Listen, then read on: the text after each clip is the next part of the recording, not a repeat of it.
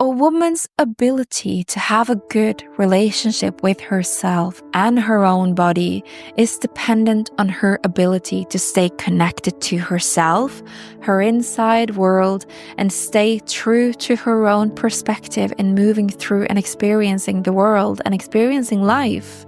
And women are taught the exact opposite.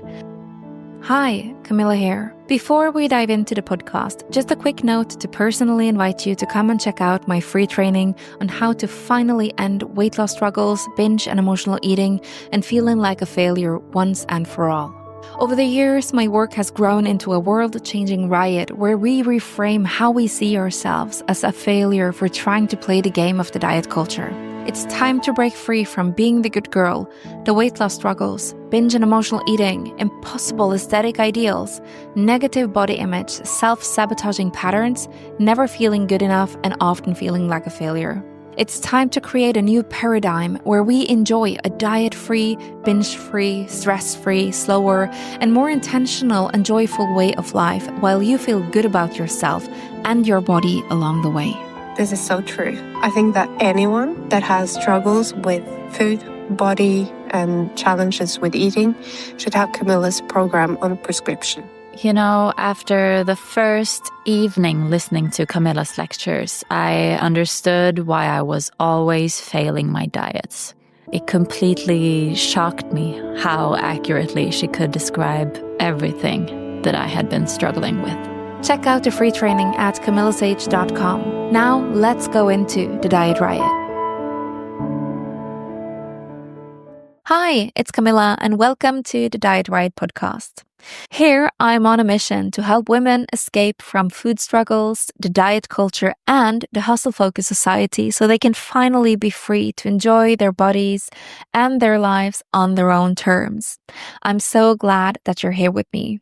Today, we're going to talk about one of the three components that keeps you stuck in breaking free from your weight loss struggles and binge and emotional eating, and that is about being the good girl. There is something instantly recognizable about being the good girl, right? She's the girl who always does her homework, who delivers straight A's on tests, who practices the piano or some sport to the max of her capacity at the insistence of her parents or peers. And she is both familiar and universal for every woman out there.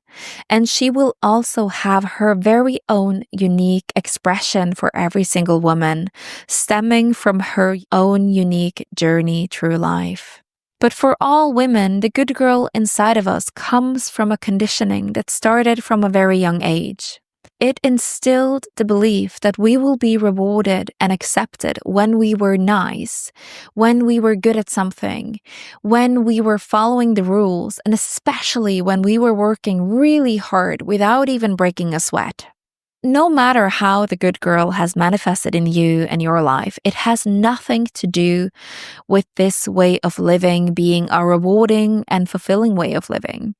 This is actually a disguise and a protective mechanism, an armor that ultimately creates a sense of being safe and worthy of love and belonging inside of the system, inside of the patriarchy.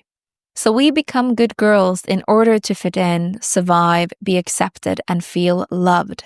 However, when we are taming and training ourselves in this way of showing up in our life, we are compromising our own needs and desires, as well as our own authentic expression. But even though we try to be good girls to stay safe, what is actually happening and what this actually does is hurting us because, as I mentioned, when we follow the rules to live up to others' expectations and in the same time, we actually give up on our purpose and our self-authority.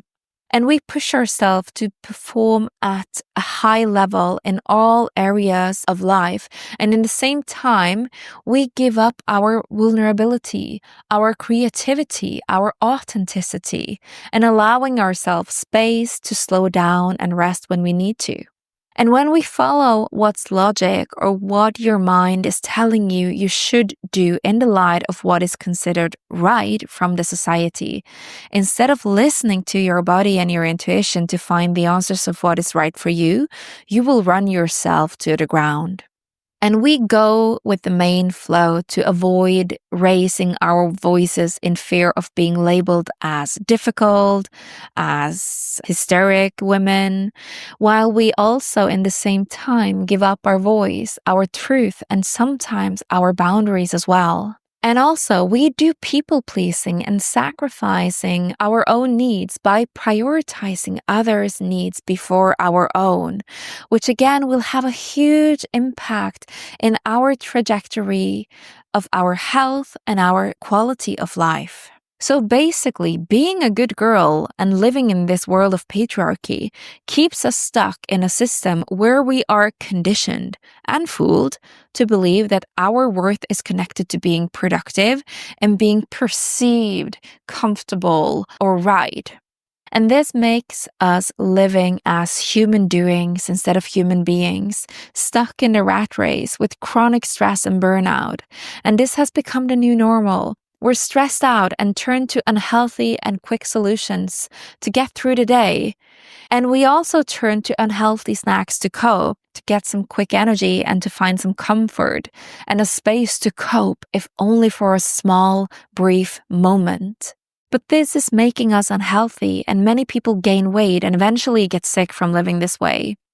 And it also steals away our happiness and our quality of life because we are so stuck in the next, running from stress, pressure, and fear of the consequences if we don't deliver and other people sees us as a failure for not delivering, and then they will judge us. So even though our bodies are screaming for rest, for slowing down, for more self-care and for more support, we are the good girls stuck in the rat race, driven by fear of not being good enough, achieving enough, doing enough, being productive enough, beautiful enough, and so on. And we are spending our lives running from pressure, trapped in the next. And we are literally living up inside our own heads. And at the same time, we are disconnecting with our bodies and the present moment. And this way of living blocks us from our happiness, from experiencing the magic and bliss in the present moment. And it interferes with our connection to the people around us. And it literally robs us from our quality of life. And so many women who come to me for help are so stuck in being good girls that they have completely disconnected with their own body to the level where they can't tell if they're even hungry or full. They don't feel their body's signals and they don't trust their body or its signals. They have been living for years as the good girls, always being critical toward themselves to make sure they can find their own flaws and fix them before the outside world does. But this way of being critical toward ourselves comes with the price of self-objectification, a key process whereby girls learn to think of and treat their bodies as objects of others' desires, as described by Barbara L. Fredericks and Tommy Ann Roberts.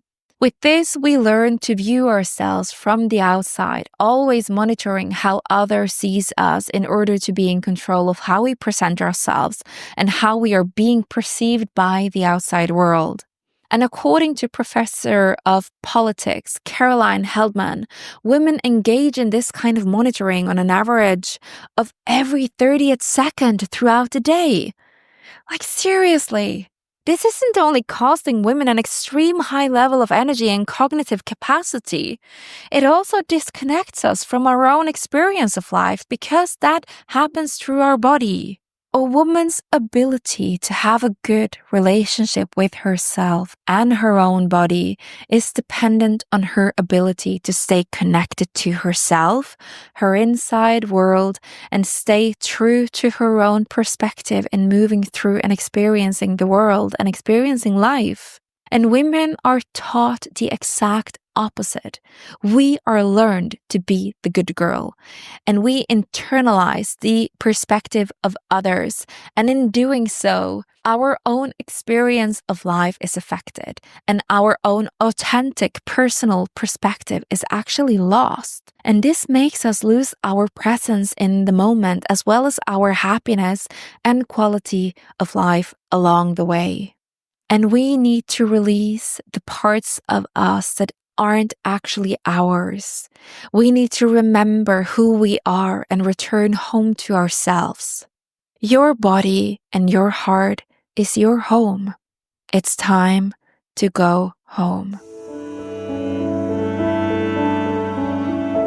Thank you for listening today. I'm so grateful for you being here. If you'd like to explore more into these topics, then please hit subscribe. And if you love this podcast, leaving a review or a 5-star rating really helps other women finding it too. And if you know anyone that would benefit greatly from listening to this podcast, then please share it with them. You can find more information about ways to work with me and my free training in the show notes. Thanks for listening to the Diet Riot.